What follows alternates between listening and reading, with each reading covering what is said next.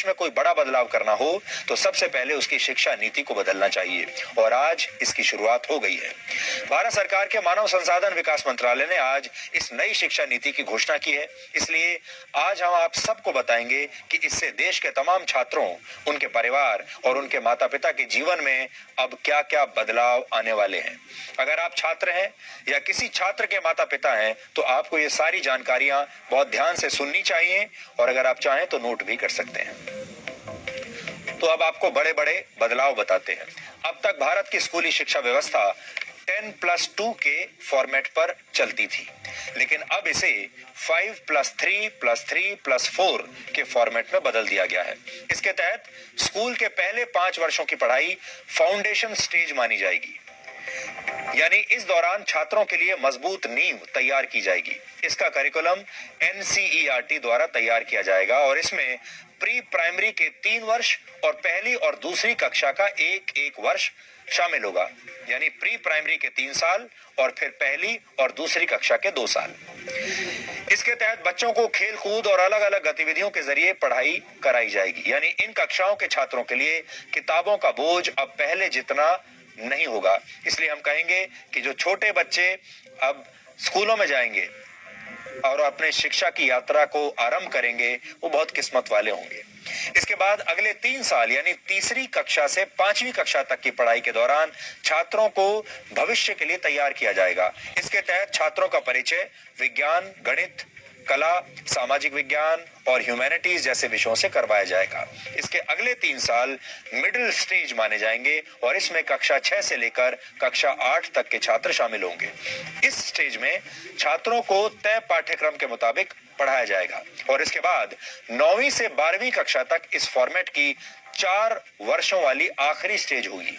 ये 4 साल की स्टेज होगी। इसमें छात्रों में किसी विषय के प्रति गहरी समझ पैदा की जाएगी, उनकी विश्लेषण क्षमता को बढ़ाया जाएगा और उन्हें जीवन में बड़े लक्ष्य निर्धारित करने के लिए प्रेरित किया जाएगा। लेकिन सबसे महत्वपूर्ण बात यह है कि अब स्कूलों में पहले जैसा स्ट्रीम सिस्टम नहीं होगा। इसका मतलब यह है, यानी अगर आर्ट्स का कोई छात्र फिजिक्स की पढ़ाई करना चाहता है तो अब वो ऐसा कर पाएगा और अगर अकाउंट्स का कोई छात्र, कॉमर्स का कोई छात्र इतिहास की पढ़ाई करना चाहता है तो वो भी ऐसा कर सकता है। लेकिन संभव है कि इसके लिए अलग अलग विषयों का एक पूल तैयार किया जाएगा और आपको उस पूल से ही अपनी पसंद के विषयों का चुनाव करना होगा। यानी अगर विज्ञान के छात्र को इतिहास में दिलचस्पी है और उसके पूल में ये दोनों विषय शामिल हैं, तभी छात्र इनकी पढ़ाई एक साथ कर सकता है।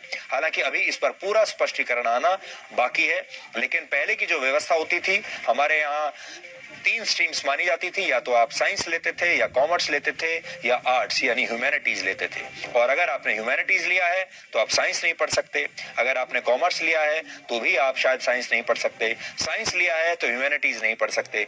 ऐसी चीजें पहले हुआ करती थी अभी तक, लेकिन अब ये सब बदल जाएगा। अब आप फिजिक्स भी पढ़ सकते हैं, कॉमर्स भी पढ़ सकते हैं, अकाउंट्स पढ़ सकते हैं, एक साथ इतिहास भी पढ़ सकते हैं और फिजिक्स की पढ़ाई भी कर सकते हैं। दूसरी महत्वपूर्ण बात यह है कि 5वीं कक्षा तक की पढ़ाई अब मातृभाषा, स्थानीय भाषा और आपकी राष्ट्रभाषा में ही होगी। यानी अंग्रेजी में पढ़ाई की अनिवार्यता समाप्त नहीं होगी। माफ कीजिएगा, अनिवार्यता समाप्त हो जाएगी। अब अंग्रेजी में पढ़ाई की अनिवार्यता नहीं रहेगी। ये एक बहुत बड़ा बदलाव है। आप अपनी राष्ट्रभाषा में या अपनी लोकल भाषा में पढ़ाई कर पाएंगे। उदाहरण के लिए अगर आप 5वीं कक्षा तक अपने बच्चे को मराठी, संस्कृत या गुजराती भाषा में पढ़ाना चाहते हैं तो अब आप ऐसा कर पाएंगे और अंग्रेजी सिर्फ एक विषय के तौर पर आपको पढ़ाई जाएगी। यानी स्कूलों का जबरदस्ती अंग्रेजीकरण का दौर अब समाप्त हो जाएगा। 6ठी कक्षा में पहुंचने के बाद छात्रों को कंप्यूटर कोडिंग सीखने का मौका मिलेगा। यानी अब भारत के छात्र चीन जैसे देशों की तर्ज पर छोटी उम्र में ही सॉफ्टवेयर और मोबाइल फोन एप्लीकेशंस बनाने की तकनीक सीख पाएंगे और 6ठी कक्षा से ही छात्रों को इंटर्नशिप का भी मौका मिलेगा। यानी अगर किसी छात्र की किसी खास विषय में रुचि है और वो उसकी प्रैक्टिकल नॉलेज हासिल करना चाहता है तो वो इस विषय से जुड़ी इंटर्नशिप कहीं भी कर सकता है। उदाहरण के लिए अगर आपका बच्चा पेंटिंग करने का शौक रखता है तो वो किसी पेंटर के पास अब इंटर्नशिप के लिए जा सकता है। अगर आपके बच्चे को सॉफ्टवेयर में इंटरेस्ट है तो वो किसी सॉफ्टवेयर कंपनी में अब अपने स्कूल के दौरान ही इंटर्नशिप कर सकता है। 9वीं कक्षा से 12वीं कक्षा तक की परीक्षाएं अब सेमेस्टर के आधार पर होंगी।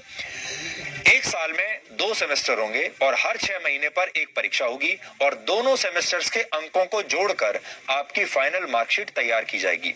यानी अब एक छात्र के तौर पर आपको पूरे साल पढ़ाई करनी होगी और आप ये कहकर बच नहीं सकेंगे कि आप सिर्फ फाइनल एग्जाम्स की तैयारी करना चाहते हैं। इससे पहले आपने देखा होगा बहुत सारे छात्र ऐसे होते हैं जो साल के सिर्फ आखिर में कुछ समय तक पढ़ते हैं, 1-2 महीने पढ़ाई कर लेते हैं और फिर उसके आधार पर वो फाइनल जो परीक्षा होती है उसमें बैठते हैं और उनमें से बहुत सारे लोग अच्छे नंबर ले भी आते हैं। लेकिन ये वो लोग होते हैं जिन्होंने पूरे साल पढ़ाई नहीं की।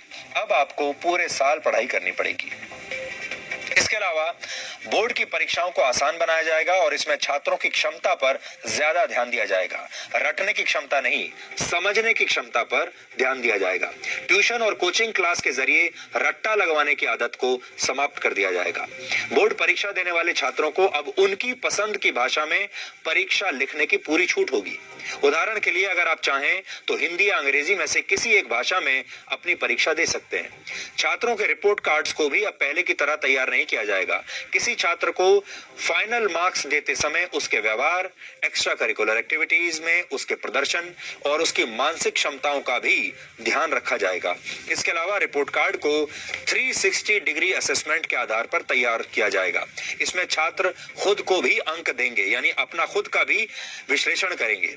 विषय पढ़ाने वाले शिक्षक भी छात्र को अंक देंगे और छात्रों के सहपाठी भी छात्र को अंक देंगे और छात्रों के सहपाठी भी उनका आकलन करेंगे।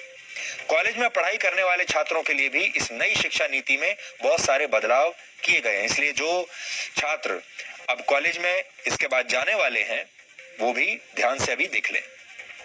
अब देश के छात्र कॉलेज में एडमिशन के लिए कॉमन एप्टीट्यूड टेस्ट दे पाएंगे। इसका अर्थ यह है कि अगर 12वीं कक्षा के बोर्ड एग्जाम्स में आपके ठीक नंबर नहीं आए हैं या आपके मार्क्स इतने नहीं आए हैं कि आपको कट ऑफ परसेंटेज के आधार पर सीधे किसी कॉलेज में एडमिशन मिल पाए तो आप कॉमन एप्टीट्यूड टेस्ट भी दे सकते हैं और फिर इस टेस्ट में आपके प्रदर्शन को आपके 12वीं कक्षा के नंबरों के साथ जोड़ दिया जाएगा और उस आधार पर आपको आपके मनपसंद कॉलेज में एडमिशन मिल पाएगा। ग्रेजुएशन की पढ़ाई को 3 और 4 वर्षों के कोर्स ड्यूरेशन में अब बांट दिया जाएगा। पहले अगर आप कॉलेज की पढ़ाई बीच में ही छोड़ देते थे तो आपको ग्रेजुएशन की डिग्री नहीं मिलती थी। या तो आप पूरी पढ़ाई कीजिए और या बिल्कुल मत कीजिए। लेकिन नई शिक्षा नीति लागू होने के बाद अगर आप 1 साल के बाद कॉलेज छोड़ देते हैं तो आपको सर्टिफिकेट दिया जाएगा। ये आपका सर्टिफिकेट कोर्स माना जाएगा। अगर आपने कॉलेज का फर्स्ट ईयर कंप्लीट कर लिया और उसके बाद पढ़ाई छोड़ दी तो आपको सर्टिफिकेट कोर्स का सर्टिफिकेट मिलेगा। इसी तरह अगर आप सेकेंड ईयर पास करने के बाद 2 साल के बाद पढ़ाई छोड़ देते हैं तो आपको डिप्लोमा दिया जाएगा और अगर आप थर्ड ईयर यानी 3 साल की पढ़ाई पूरी कर लेते हैं तो आपको बैचलर्स डिग्री दी जाएगी और अगर आप 4 साल का कोर्स करके बैचलर्स डिग्री लेना चाहते हैं तो आपको रिसर्च के सर्टिफिकेट के साथ ये डिग्री मिलेगी। इससे उन छात्रों को बहुत फायदा होगा जो कॉलेज के दौरान किसी प्रोजेक्ट पर काम कर चुके हैं। 4 वर्ष के इस कोर्स में स्कूल के छात्रों की तरह कॉलेज के छात्र भी अलग अलग विषयों की पढ़ाई एक साथ कर पाएंगे। इस व्यवस्था को मल्टी एंट्री और मल्टी एग्जिट वाली व्यवस्था कहा जाता है। यानी छात्र जब जिस विषय की पढ़ाई करना चाहेंगे तो वो ऐसा कर सकेंगे और जब वो ये पढ़ाई छोड़ना भी चाहेंगे तो ये काम भी आसानी से कर सकेंगे। इसीलिए इसे मल्टी एंट्री और मल्टी एग्जिट कहा गया है। आप जब चाहे एंट्री ले सकते हैं और एग्जिट भी कर सकते हैं जब चाहे। इसके अलावा एक एकेडमिक बैंक ऑफ क्रेडिट बनाया जाएगा। इसके तहत अगर आप एक से ज्यादा कोर्स एक साथ करना चाहते हैं तो आप ऐसा कर पाएंगे और जिस कोर्स को आप जहां तक कंप्लीट करेंगे उसके अंक इस क्रेडिट बैंक में जमा हो जाएंगे और फिर जब आप फाइनल डिग्री के लिए कोई कोर्स करेंगे तो उस क्रेडिट को इसमें जोड़ दिया जाएगा। ये पूरी व्यवस्था पूरी तरह से डिजिटल होगी, ऑनलाइन होगी।